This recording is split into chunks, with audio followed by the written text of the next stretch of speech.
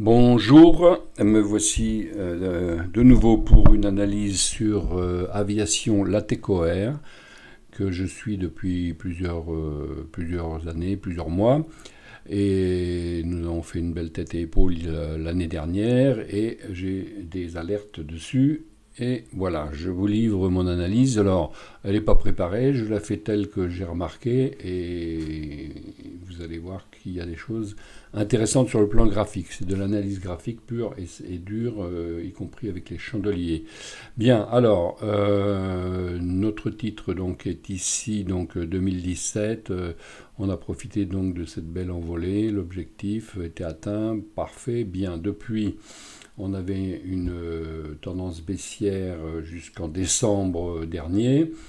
Décembre, on a eu une belle montée jusqu'à un point haut. Il a buté sur la ligne des 6 en janvier. Et depuis, on a une baisse. Mais une baisse accompagnée de gap. Et donc, ça interpelle. Bon, donc, gap ici couvert, gap ici non couvert. Donc, on va le matérialiser. Donc, un gap, hein, c'est un trou de cotation. Hein, donc, voilà, ici, entre une ouverture, alors clôture et ouverture plus bas. Gap. Nous avons un autre gap ici, voilà, mais il a été couvert dans les deux séances suivantes.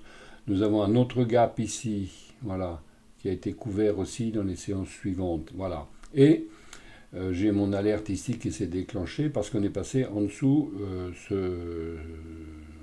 cette ligne ici donc que j'avais remarqué. Alors, une ligne de support, voilà, je vais trouver mon mot. Hein, je fais ça en direct, n'est-ce pas? Alors, donc voilà, j'avais mis ici, donc support, j'avais mis une alerte un peu au-dessus, voilà, donc elle est déclenchée. Et qu'est-ce que j'ai vu?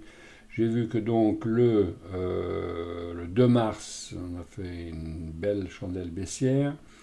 Le 5 mars, nous sommes là en journalier. Hein. Donc le 5, alors le 2, c'est un jeudi. Donc après, tiens, il n'y a pas de bougie le vendredi, surprenant. Bon, le 5 mars, donc on fait une toupie, hésitation. Les bandes de Bollinger s'écartent et bing, le 6 mars, on tombe.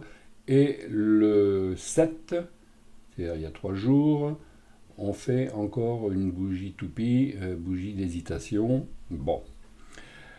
Euh, on est sur, ici, vous voyez ici, là, les 50% donc alors je vais prendre mon crayon hein, pour que vous voyez bien, on est ici dans les 50% de Fibonacci, le retracement, donc entre le plus bas et le plus haut d'ici, voilà, ici et le plus bas précédent. Et donc là, ici, on est sur les 50% de Fibonacci. Donc il arrive et puis il nous fait ici donc ce qu'on appelle, a priori, ça va dépendre de la bougie suivante que je vais vous montrer après, ça s'appelle donc une étoile du matin, normalement. Voilà, ici. Parce que c'est une petite bougie avec un gap. Hein, donc vous voyez bien qu'il y a un gap entre la clôture ici et l'ouverture ici. Il y a un gap, une grande mèche vers le haut, moyennement vers le bas. Donc les acheteurs ont trouvé que le niveau était intéressant, mais ils ont été repoussés par les vendeurs. Voilà, c'est un peu comme ça hein, qu'on interprète les bougies japonaises. Bien. Ce qui est intéressant, je vais vous mettre aussi les supports et résistances. Hop, voilà. Alors, il faut que j'enlève mon crayon. Donc voilà, les supports et résistances. Voilà. Et donc, vous voyez ici ce trait vert. C'est un support. Donc, il s'est appuyé dessus. Il a traversé. Donc, ça va devenir une résistance. C'est-à-dire que ça va devenir rouge aux prochaines bougies. Bon, alors, à partir de là, j'ai commencé à suivre ce qui se passait les jours suivants. Ah, le 8, c'est-à-dire jeudi, on a une bougie verte. Intéressant. elle couvre pas le gap, ou à peine. Bon, je continue de suivre. Donc on a toujours là le bébé abandonné, puisqu'on a une verte derrière, pas le bébé abandonné, l'étoile du matin, pardon. Alors un bébé abandonné, ça serait la même chose, mais il faudrait que les mèches soient, au moins la mèche du haut ne soit pas dans le corps précédent, hein, voilà. Alors, oui, alors tout ce que je dis, ça suppose quand même que vous ayez un peu une idée de ce que sont les chandeliers japonais, sinon ça va pas être du japonais, ça va être du chinois pour vous, hein. Bon, allez, blague à part, je continue. Bien, très intéressant, voilà ce qui m'a interpellé. Donc on a le vendredi dernier, un superbe chandelier vert avec un gap. Donc en fait, on a un gap ici. Donc je vais enlever la... Alors donc, ok, on est sur les 50% de Fibonacci, on est sur un très beau support là, hein. On est sur un support à 4,47, un support mensuel. Donc c'est un support solide. Donc je vais enlever, hop, voilà, pour qu'on voit un peu mieux. Donc on avait ici un gap. Donc on va remettre ça au milieu et on va grossir tout ça. Vous allez voir que... Voilà.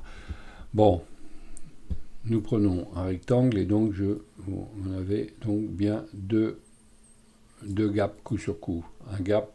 Donc on a ici deux bougies qui sont en fait toutes les deux des étoiles du matin.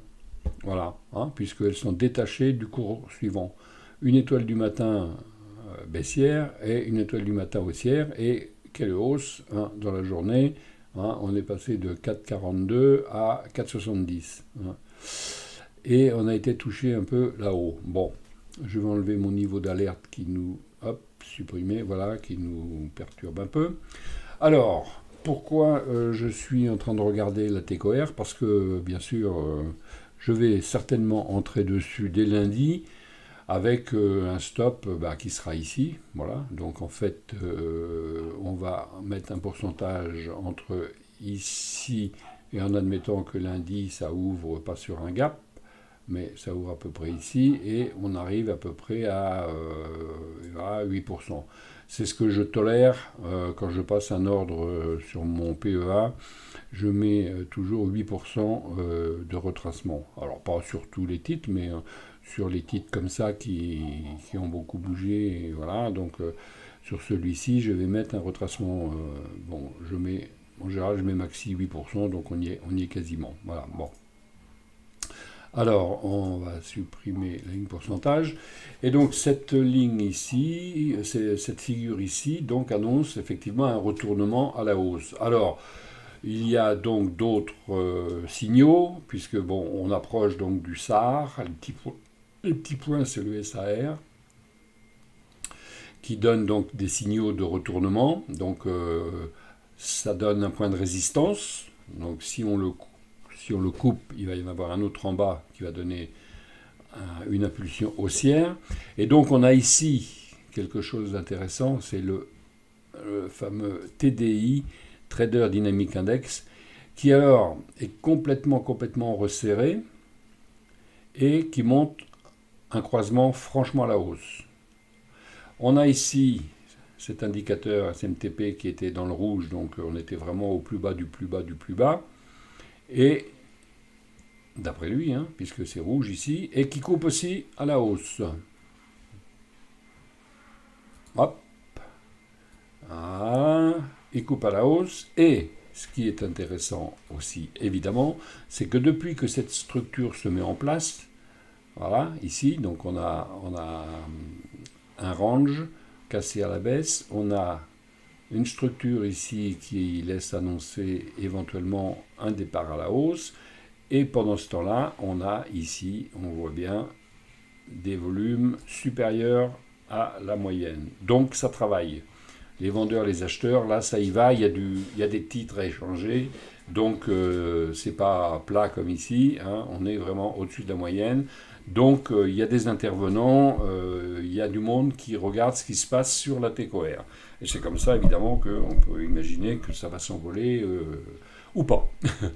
Attention, hein, ce n'est pas une science exacte, l'analyse technique, hein, ce sont des probabilités, je le dis toujours. Bien, ça nous sommes en journalier, mais j'ai des choses intéressantes à vous montrer dans les autres unités de temps.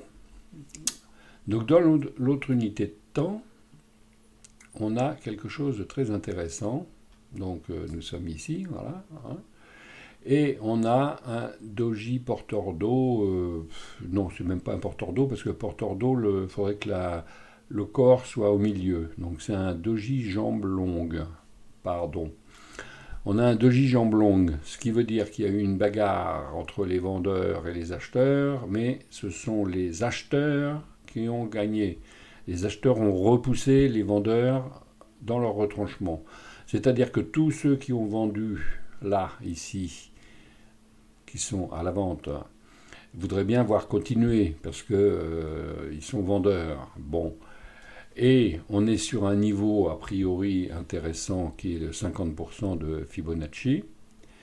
Et les acheteurs trouvent que le prix commence à être intéressant. Pourquoi? Parce que d'abord on approche ici la moyenne mobile 100. Moyenne mobile 100, si on la casse, on sera vraiment parti à la baisse, mais on est au-dessus. Bon, je vais ensuite vous remettre les supports et résistances.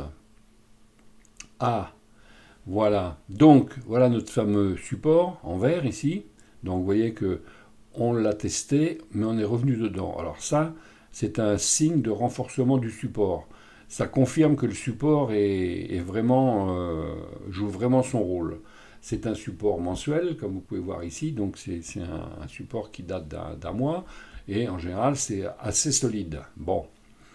Alors, donc il est venu tester, il est revenu, quelques velléités d'achat, mais on a clôturé ici. Voilà.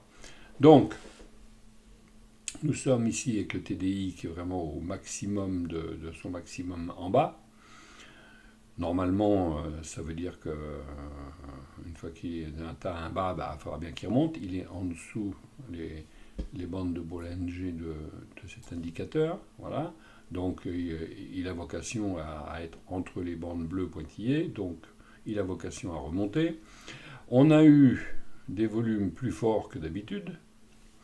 On a le SMTP là qui est une espèce de stochastique sophistiqué qui est en train de repartir à la hausse et qui devrait peut-être couper les 50 prochainement. Donc en hebdo, on a quand même, donc en journalier, on a un signal de retournement probable. En hebdo, on en a un très beau, hein, parce qu'en bas d'une baisse, un doji jambe longue, ça veut dire que je vais repartir à la hausse. Bon, probable, je dis toujours probable. Bon, alors maintenant, qu'est-ce qui pourrait se passer? Alors, on va surveiller. Hop. Voilà, on va surveiller donc évidemment la cassure de cette tendance baissière. Et si on casse ici, ça veut dire que la figure va repartir à la hausse. Bon, on va regarder sur le mois, parce que j'ai remarqué quelque chose aussi en mois qui est très intéressant. Voilà. Et en mois, on a une figure. Hop.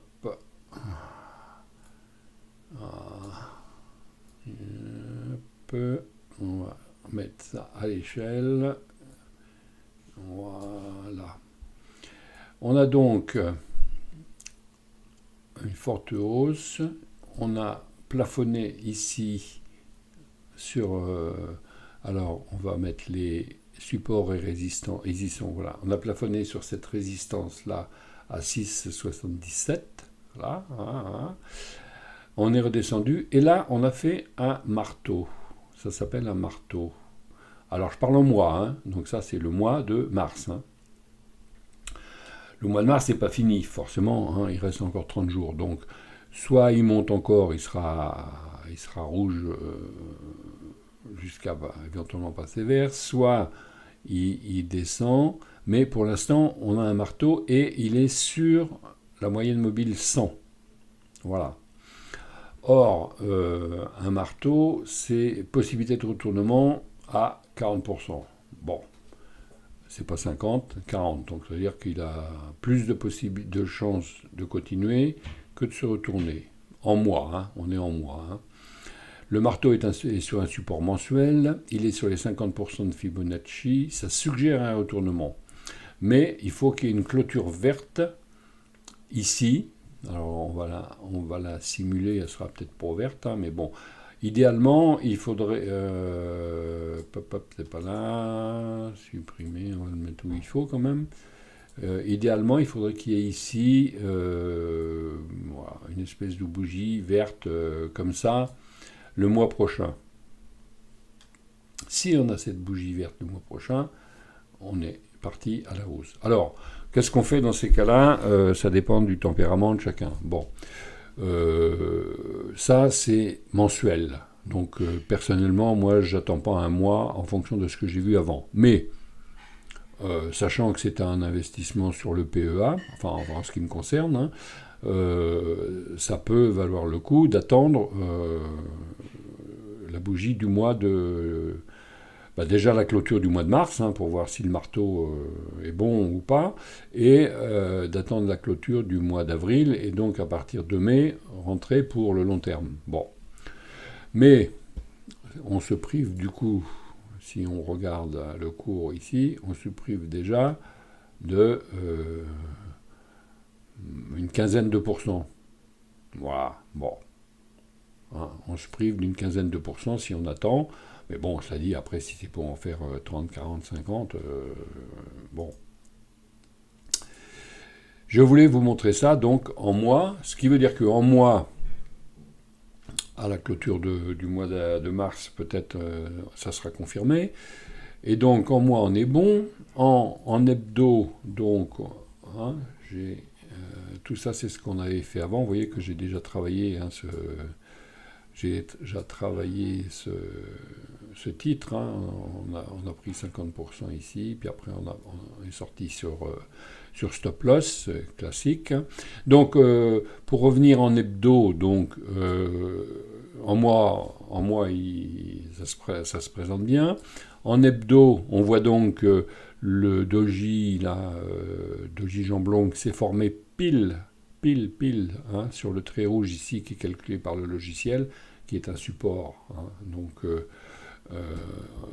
logiciel Pro et Real Time, hein, vous pouvez afficher, il les calcule tout seul, vous voyez, les supports et les résistances. Donc, on voit bien qu'ici, il s'est arrêté pile. Alors, pardon, c'est pas un support, hein, c'est rouge, c'est encore une résistance, hein, parce qu'il a clôturé légèrement en dessous, c'est une résistance. Ici, on a un support majeur, je vous le disais tout à l'heure, hein, avec la mèche qu'il a testée, et quand la mèche teste, c'est bon signe, ça confirme le support. Voilà.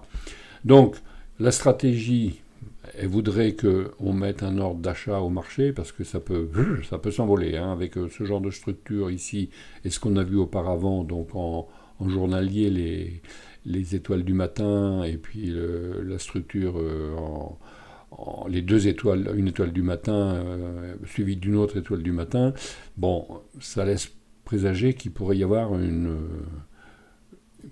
chandelier comme ça ici, hop, déplacé, on va le mettre là à peu près, il pourrait y avoir ça dès lundi. Et on coupe ici et c'est parti. Bon. Ce sont que des hypothèses. Maintenant, qu'est-ce qu'on peut faire et qu'est-ce que je vais faire? Alors, je supprime le rectangle. Donc personnellement, moi, je crois beaucoup à cette figure, hein, puisque elle est terminée. Hein, c'était une semaine, ça. Hein, donc la semaine prochaine, on va démarrer quelque part. Bon. Il se peut qu'on démarre très fort, c'est-à-dire peut-être même sur un gap haussier. Bon. En tout cas, personnellement, moi, je vais mettre un ordre d'achat. Et ce qui est important d'abord, c'est de calculer combien on perd en mettant le stop ici. Donc on met le stop un peu en dessous, le plus bas du doji longue jambe, et on regarde si on rentre ici. Aïe. Bon. Donc là, Si on rentre au-dessus... ah mais non, pardon, excusez-moi, c'est pas là le cours. Ah, oui, je fais en direct, hein, tel que je le fais pour moi quand je me fais mes petites analyses, hein, je n'ai pas préparé.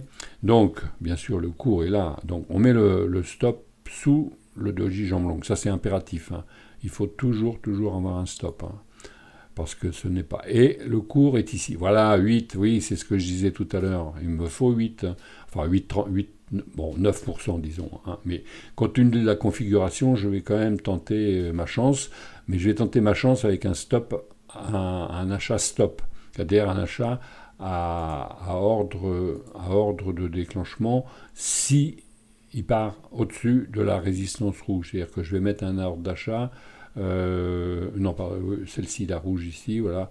Je vais mettre un ordre d'achat, disons, à peu près à 4,75, voilà, 4,75 stop. Qu'est-ce que ça veut dire? Ça veut dire qu'il monte.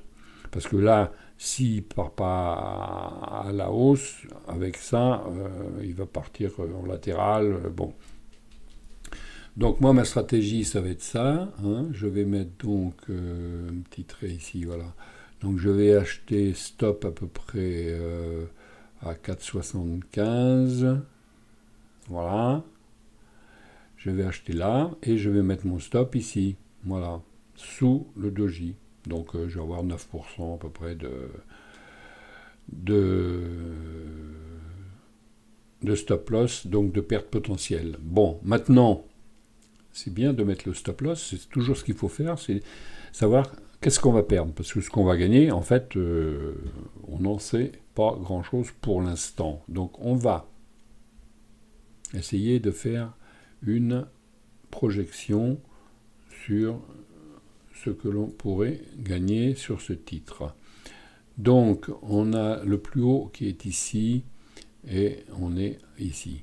Donc en fait c'est de la géométrie, je vous l'ai dit plusieurs fois. On prend la distance qui est ici à ici, voilà, puisqu'on a une belle parabole, hein, voilà, hein. Bon elle n'est pas nette, en fait c'est un double top, hein, vous avez bien compris, double top, la chute, le retournement, voilà, bon, donc on a cette hauteur ici, qu'on va donc, je vais déplacer tout mon... Alors tous les textes que vous voyez ici, ça me sert moi à déplacer, ça me sert à savoir quelques mois après pourquoi je suis entré dans ce trade. Allez, j'ai perdu mon analyse, excusez-moi, c'est le changement de texte, voilà. Donc là on est en hebdo, hein, voilà. J'étais ici, niveau d'alerte, voilà. Et je voulais, il est où mon trait? Voilà, il est là. Et on va le reporter, donc si vous suivez mes vidéos, vous connaissez un petit peu la méthode. On prend le trait qui est ici, en fait déplacé, et on peut penser qu'il va aller à partir du top ici. Donc on prend cette hauteur-là, et on va déplacer, et on la reporte donc grosso modo à la cassure de la ligne, quelque part par là. C'est toujours empirique, hein, l'analyse technique, hein, c'est des niveaux à quelques centimes près, quelques euros près, ça dépend de l'unité de temps. Hein. Ce n'est pas il n'y a rien de mathématique, hein, c'est de l'empirique, c'est de l'analyse du comportement, hein, voilà. Donc, en le mettant ici, on va calculer notre premier potentiel, donc on prend ici jusque là, et nous voilà parti pour 32%. Voilà. Intéressant. Donc, en résumé, eh bien, lundi matin, je rentre au marché, mais je vais surveiller parce que ça ne m'étonnerait pas qu'il y ait un gap. Et puis, je vise dans un premier temps 32. Bon, alors évidemment, mon stop sera là. Donc, 8 pour 32, ça fait 4 fois. Donc, je mise 4 fois ma mise, c'est-à-dire j'accepte de perdre 1 pour gagner 4. Voilà. Bon, donc c'est un bon un bon ratio de risque. Hein. En anglais, on dit le risk-reward ou reward-risks. Je ne sais pas dans quel sens ils le mettent. Bon, eh bien écoutez, je crois que j'ai dit tout ce que j'avais à dire donc, sur cette action et dès lundi, je la surveille. Voilà, bah écoutez, je vous remercie de votre intérêt. Voilà, c'était pour vous montrer comment je suis et comment j'analyse et comment j'essaye de rentrer dans des titres qui devraient être profitables. Voilà, merci, à bientôt.